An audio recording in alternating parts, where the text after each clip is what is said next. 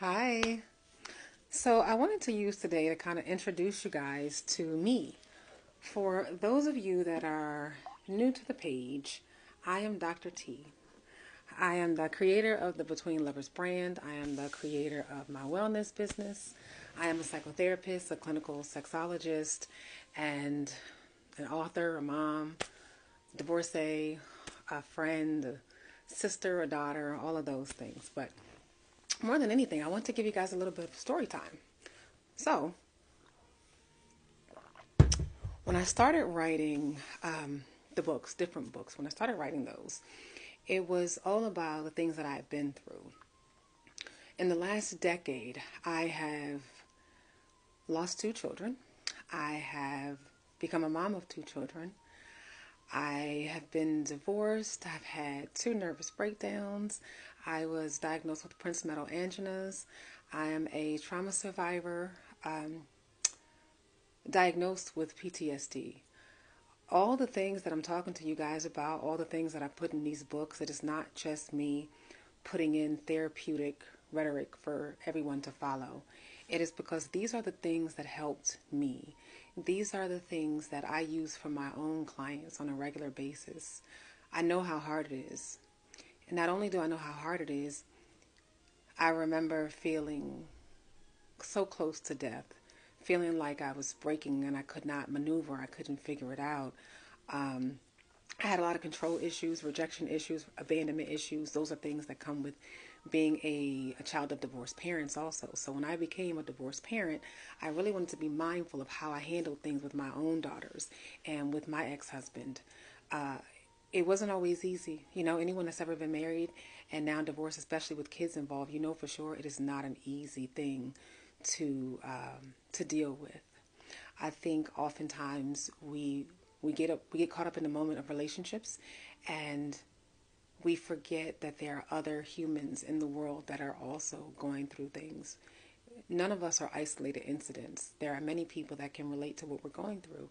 And so I didn't want to not share my story. I didn't want to not put a lot of information. The Loving Discovery book has a lot of the story in there. So, and mainly because I wanted to be transparent. I'm transparent with a lot of my clients because I'm asking for transparency. I'm asking for it's a therapeutic relationship. It is not me being the solution to anyone. It is me teaching everyone that you are your own solution. I'm just the vessel to help you navigate all of this. That is all. And I think that works really well with people that are my patients or friends or people even reading the book because I think that part is quite evident. But I just wanted to spend a little time letting you guys know there was a time in my life where getting up in the morning was really hard. Placing my feet on the floor was really hard. It was a consistent space of sadness and of darkness, and I was still walking around and just smiling and moving through life. I was still able to do my job and take care of my kids and do things for my mom and even do things for my ex-husband. I was in what I would call robotic mode for a very long time. It was like autopilot. I was moving in autopilot to satisfy the needs of everyone around me, but not pay attention to myself.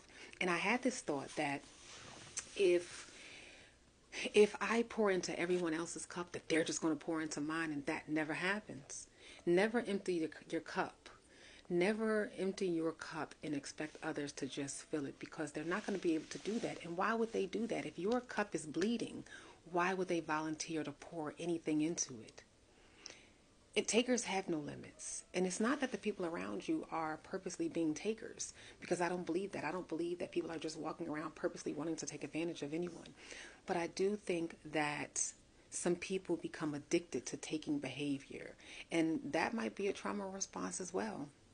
But I say all this to say that there was a time in my life that getting up in the morning and smiling was not possible. And in the space that I'm in now, it's nothing short of beautiful, and it's real. It's real. It's it's seeing the brighter side of everything every single day. It's knowing that life is going to happen, but life is about lessons. We come We're born into this world to learn lessons, and once we learn the lessons, life gets easier and it gets better. There are going to be some hard times. I was smacked and smacked and smacked and smacked with pain and trauma and lesson and after lesson after lesson. And I couldn't figure out why things had just been so hard and so difficult for such a long time. I felt like I'm a good person. I'm a nice person. What is happening? Why are things just not working out in my favor? I would do anything for anyone, but yet things just weren't working out for me. But the problem was that I was doing anything for everyone and anyone except for me.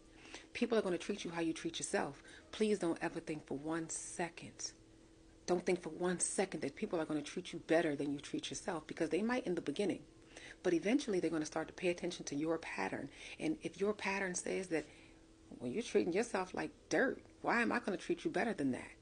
And they might not consciously think about this, but they're just paying attention to the behavioral patterns. If you're not kind to yourself, loving on yourself, doing fun things for yourself, taking care of yourself in a sweet way, being gentle with yourself and being patient with yourself, they're absolutely not going to do it. And if you tolerate that behavior from anyone, they're going to mimic the behavior that other people are exhibiting with you.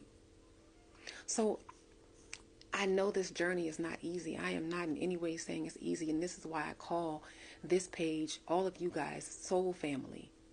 Because I don't want anyone to feel like they don't have a space that they can turn to and comment and feel like there's someone that can support. There is a space for that. This is the side where people don't want to be in pain anymore. They're looking for ways to get better and be better. Even if they hadn't been better at any point in their adult life or their teen life, them waking up today and deciding that I want to be a better person, I want to be a different person, I don't want to sit in that same pain, I don't want to sit in that same devastation. Allow them the space. Allow people a chance to grow and change. Everybody grows and changes every day.